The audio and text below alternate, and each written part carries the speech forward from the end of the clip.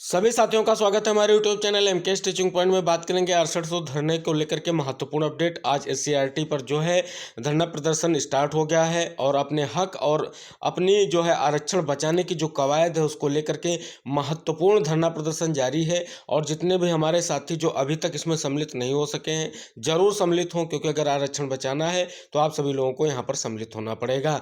साथियों, जैसा कि आप सभी लोगों को पता है कि लगातार जजमेंट आने के बाद यही प्रयास किया जा रहा है कि सरकार किसी भी तरीके से जो जजमेंट आया है या तो उसको मॉडिफाई कराने को लेकर के प्रयासरत हो या इस मैटर को डबल बेंच में ले जाए। कल आप सभी लोगों ने देखा कि मंत्री के आवास पर घेराव के बाद में जो है बीजेपी कार्यालय का भी घेराव किया गया है और लाइव डिबेट के माध्यम से जो है जो न्यूज़ चैनल उनके माध्यम से भी इस मुद्दे को भरपूर तरीके से उठाने का प्रयास किया गया है। और कहीं ना कहीं विपक्षी पार्टियों में सपा ने इस मामले को और जो है गंभीरता से लेते हुए इस पर प्रेस विज्ञप्ति जारी करने के साथ साथ जो है कई सारे चीज़ों में जो है यहाँ पर तैयारी कर ली है जो है हक की लड़ाई को लेकर के। अब देखने वाली बात होगी जो लगातार दबाव बनाया जा रहा है हमारे अभ्यर्थियों के द्वारा, उससे कितनी जल्दी सरकार इसमें जागने का कार्य करती है। क्योंकि कल के बयान से स्पष्ट हो रहा है कि माननीय मंत्री जी किसी भी तरीके से डबल बेंच में जाने को लेकर के आतुर नहीं है, यानी सरकार किसी भी तरीके से अपने पक्ष से आगे जाना नहीं चाहती। वो केवल और केवल रिविजिट कराने को लेकर के जो आदेश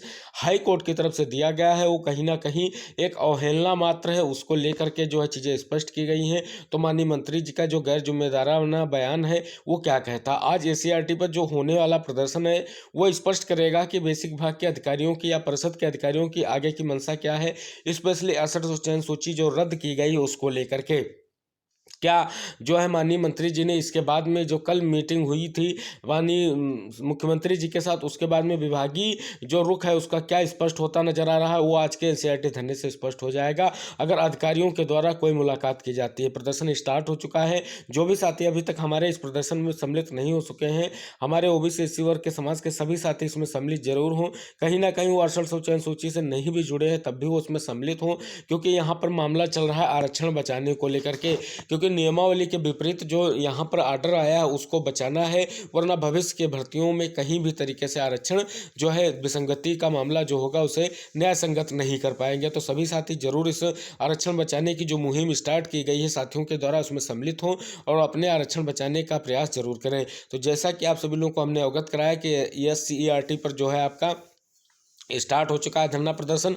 जो भी साथी वहाँ पहुँच करके इस धरने प्रदर्शन में सम्मिलित हों और सरकार जो यहाँ तक अभी तक मौन है या सोई हुई है उसको जगाने का प्रयास जरूर करते रहें, जिससे आप सभी लोगों का ये सरकार तक संदेश जरूर जाए कि सरकार कहीं ना कहीं इस पर जो है संज्ञान ले और माननीय मुख्यमंत्री जी स्वयं इस पर संज्ञान लें और जो भी विसंगतियाँ हुई हैं उन पर निर्देश जरूर जारी करें। जब तक ऐसा नहीं होता है तब तक अपने हक की लड़ाई को लेकर के प्रयास करते रहना चाहिए और जो है अपनी उपस्थिति से ये बता देना है कि सरकार को कि हम एकजुट हैं, हम किसी भी तरीके से अलग अलग नहीं है। क्योंकि जो अब तक मामला किया गया वो केवल और केवल एक ही पक्ष को लड़ाने का कार्य किया गया है। इस भर्ती में भी आप देख सकते हैं जो आरक्षण याची थे उनको और 6800 चयनितों को एक साल लड़ाने का प्रयास किया गया है। तो कहीं ना कहीं इस भर्ती में ये चीज़ें आप सभी लोगों को देखने को मिली हैं। अब बात करेंगे जो ये आक्रोश है क्यों है, क्या है 1994 की नियमावली। 1994 की जो नियमावली है उसमें 36 और 31 जो रूल कहता है उसका सिस्टम स्पष्ट है कि अगर कोई भी ओबीसी एससी वर्ग का जो भी कैंडिडेट है अगर वो जर्नल के बराबर गुणांक लेके आए, यानी जर्नल के बराबर जो है मार्क्स होते हैं तो उसको आरक्षित वर्ग में ना गिन करके उसको जो है इसमें सम्मिलित किया जाएगा, अनारक्षित वर्ग की सीटें दी जाएंगी। यानी जो यहाँ पर एटीआरई में बताया गया है 65 और 60% की बात, यानी 90 और 97, अगर 90 अंक बताया गया था पासिंग मार्क जो हमारे ओबीसी एससी वर्ग के साथी उनके लिए, अगर उन्होंने और जो 97 थी वो जनरल की कटाप थी, यानी जनरल के अभ्यर्थी अगर 97 अंक प्राप्त किए हैं तो वही क्वालिफाइड माने जाएंगे। अब जब डबल रिजर्वेशन की बात की जा रही है तो यहाँ पर स्पष्ट किया गया है कि उन्होंने जो है टेट में भी यहाँ पर रिजर्वेशन या लिया है और उसके बाद उनके जो है सुपर टेट में रिजर्वेशन की बात कर दी, यानी जिसे एटीआरई के नाम से जाना जाता है उसमें रिजर्वेशन की बात की है। लेकिन जो 1994 की नियमावली कहती है कि स्पष्ट रूप से यही 3631 रूल कहता है कि अगर कोई भी कैंडिडेट किसी भी तरीके से जर्नल के कटाव को फाइट करता है, नहीं प्राप्त करता है, तो उसकी नियुक्ति जो है जर्नल के जो है सीट पर होनी चाहिए, ना कि यहाँ पर जो है आरक्षित वर्ग में। जैसा कि जजमेंट आया है उस हिसाब से जजमेंट कह रहा है किसी भी तरीके से जो भी साथी हैं उनको उनके वर्ग में ही चयनित किया जाए, यानी किसी भी तरीके से उनको जो है आगे ना प्रोसेस में लाया जाए। तो कहीं ना कहीं यह देखने वाली बात होगी। और अगर आरक्षण की बात करें तो इसमें बहुत सारी विसंगतियाँ भी दिख रही हैं। आर्डर कहीं ना कहीं रूप से त्रुटिपूर्ण है और इस आर्डर में बोटिफाई होना बहुत ज़रूरी है। और इसको लेकर के अगर सरकार तैयारी करती है और डबल बेंच में जाती है, इस आर्डर को चैलेंज करती है, क्योंकि डबल बेंच का ही आर्डर स्पष्ट कर रहा है कि एटीआरई जो है वो किसी भी तरीके से जो है इसमें रिलैक्सेशन नहीं दिया जा सकता और ये क्वालिफाइड परीक्षा है, ना कि यहाँ पर इसमें किसी भी तरीके से आरक्षण किसी को दिया जा सकता है। अब देखने वाली बात होगी, दो अपवाद जुड़े हुए हैं कोर्ट के माध्यम से ही, तो डबल बेंच में आर्डर कहीं भी नहीं टिक रहा है। लेकिन यहाँ अभ्यर्थियों को नहीं, सरकार को इस मैटर को चैलेंज करना चाहिए। उसी को लेकर के प्रदर्शन किया जा रहा है और मांग की जा रही है। कहीं ना कहीं ये जो मामला पेचीदा किया गया है, जो कटाव को लेकर के चीज़ें स्पष्ट की गई हैं, वो देखने वाली बात होगी। अब बात करेंगे अपने ही बुने जाल में कैसे फंसेंगे और कैसे रद्द होगा चयन।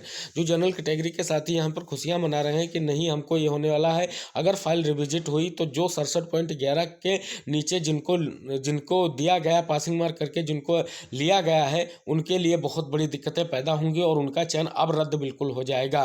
कहीं ना कहीं इस आर्डर का एक परोक्ष रूप से प्रत्यक्ष कारण ये भी निकल कर सामने आ रहा है, उन पर तलवार लटक गई है, क्योंकि बहुत सारे ऐसे अभ्यर्थी हैं जिनको 67.11 के जो नीचे के कैंडिडेटों को भी कहीं ना कहीं समाहित किया गया था, उन पर जो है आप सभी लोग देख सकते हैं अब मामला जो है उस कटाव से नीचे का नहीं रह जाएगा। और आपको बता दें कि इसका भी जैसे आप सभी लोग सॉफ्टवेयर के माध्यम से जो है मामला तैयार किया जाना है, आंसर के प्रकरण में जैसा कि कटाव डिसाइड किया जाना है उसी तरीके से इसमें होगा अगर यहाँ पर रिविजिट का आदेश होता है। लेकिन किसी भी तरीके से आर्डर में कई पॉइंट वाइज ऐसी पॉइंट हैं जहाँ पर जो है अपवाद खड़े कर रहा है, उनमें सुधार करने की ज़रूरत है और उसे मॉडिफाई किया जाना बहुत ज़रूरी है। उसके बाद में आर्डर को फॉलो करना सरकार की जिम्मेदारी है। लेकिन जब तक मॉडिफाई नहीं होता है तब तक ऐसे अगर आर्डर फॉलो किया जाता है तो कहीं ना कहीं हमारे समाज के जितने भी साथी हैं उनके लिए गलत निर्णय है और गलत परोक्ष रूप से ये मेंशन हो जाएगा और अगली भर्तियों में भी इसको आधार बनाया जाएगा। और अगर ऐसा करने में बेसिक भाग और सरकार की जो है उदासीनता की अभी तक जो है यही दिक्कतें देखने को मिली है कि उदासीन रवैया रहा है। बेसिक शिक्षा मंत्री जी का भी कल ऐसा बयान आया जिसको लेकर के कोई चीज़ें स्पष्ट नहीं हुई और कहीं ना कहीं वो मामला जो पेचीदा दिख रहा है। कहीं ना कहीं इस मामले पर जो है मीटिंग में भी विचार किया गया है, जो बैठक हुई है, और कहीं ना कहीं उसमें जो है चीज़ों को अभी भी वैसे ही बरकरार रखने का प्रयास किया गया है। और इस मैटर में अब आगे क्या होगा देखने वाली बात होगी।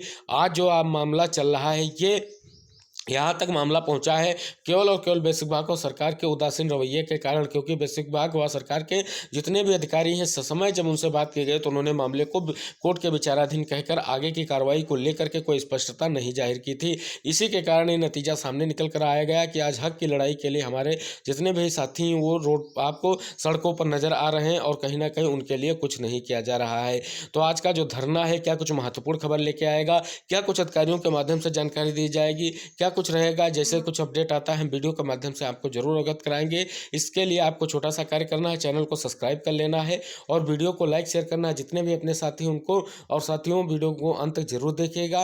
वीडियो पसंद आता है तो शेयर करने के साथ साथ चैनल से जरूर जुड़िएगा। मिलते हैं तब तक के लिए, टेक केयर, बाय बाय, जय हिंद साथियों।